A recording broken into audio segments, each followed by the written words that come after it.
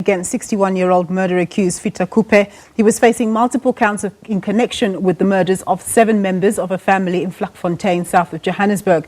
Earlier this year, Khupe's co-accused, Ernest Mabaso, was found dead in police holding cells. Both men had been facing 7 counts of murder. The National Prosecuting Authority's Pindi Mojanandwana says the decision to withdraw the charges was made by the prosecution. Earlier on, my colleague Gillian Pillay spoke with the MPA spokesperson. Prosecutors who sat in this case decided that the matter should be withdrawn against Mr. Fita Khupe. And the reasons behind that, as we all know, that the state has an obligation to prove a case in court beyond any reasonable doubt. And unfortunately, with the facts that the prosecution has at hand, it would be impossible to prove a case beyond reasonable doubt in court. So basically what they then uncovered was that there were no prospects of a successful prosecution going forward. If Ernest Mabaso hadn't died, would that have maybe strengthened the case, looking at where we are now with what we have in the basket? Well, it is a fact that the death of accused number 1, who's now the late Mr. Ernest Mabaso, had a detrimental effect on the case going forward.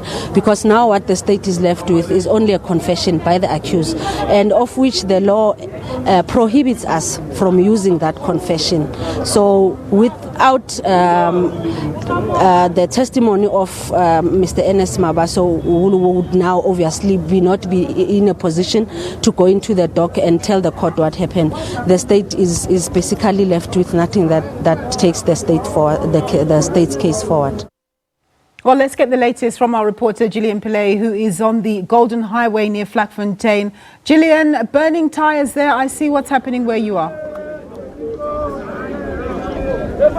Very good afternoon to you again, Nompu. Yes, the situation not very much different from the last time we crossed to you an hour ago. But what we have seen is it's a very peaceful protest. We know that it's in the wake of that withdrawal of charges of Fita Khupe at the Lenasia Magistrates Court. And this is just the community's way of really expressing their disappointment, aggrievement, as well as condemnation around those charges being dropped. We've spoken to quite a few of them, and the sentiments have been quite the same in all the conversations that we've had with community members here, saying that people died. 7 people died, and who is going to do time and who's going to pay for that? And really what we've picked up in the conversations that we've had with them is their disappointment in the justice system, Nompu, with today's ruling. We have spoken to police. They are keeping a close watch on the situation. They're waiting for more manpower from public order policing so that they,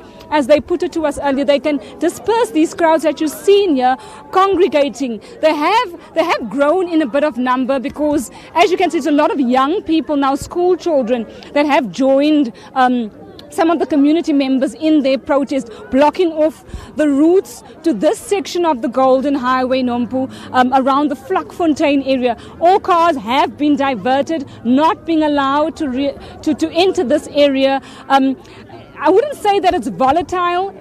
I would say that police, have kept, they're in control of the situation, but I think they're now wanting to disperse the crowds that have congregated here, Nompu, so that traffic flow, looking at peak hour, can use these routes from the Golden Highway into other areas of the south of Johannesburg, Nompu. Gillian, when you were at the court, what was Mr. Khupe's reaction when the decision was handed down?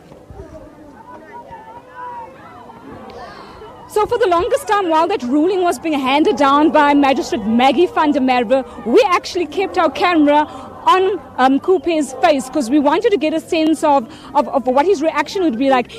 Months ago, he looked down, he didn't want to make eye contact with the camera, very irritable also with all the media frenzy around this matter. But today, really a very different demeanor and a different disposition, almost relaxed, as if he knew what was coming. I'm sure his legal representation had articulated and explained to him what today's very short proceeding would entail. detail, but you could see that he knew what was coming. He was relaxed. He was happy that it had come to this sense.